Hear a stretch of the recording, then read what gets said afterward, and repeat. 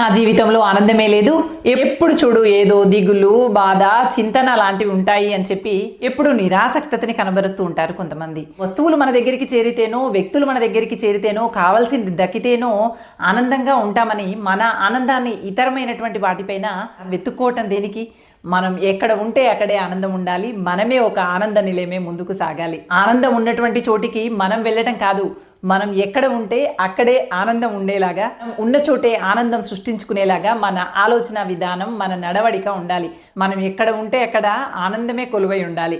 మానసికంగా మనల్ని మనం దృఢపరుచుకుంటూ ఆనందానికి ప్రతిరూపాలుగా ముందుకు సాగాలే తప్ప, ఆనందాలు నా జీవితంలో లేవే, ఆనందాలు ఉన్న చోటికి నేను వెళ్ళలేకపోతున్నానే, అందరి జీవితాల్లో ఉన్నటువంటి ఆనందం నా జీవితంలో లేదే అనుకుంటూ తల్లడిల్లిపోతూ కూర్చోవద్దు. నువ్వు ఎక్కడుంటే అక్కడే ఆనందం నీ చుట్టూ ఆవరించేలాగా చూసుకో. అంతేకాని ఏ వస్తువులోనూ ఆనందం దాగి ఉంటుందని, ఏ వ్యక్తి నీ చెంతకి చేరితేనో ఆనందం దాగి ఉంటుందని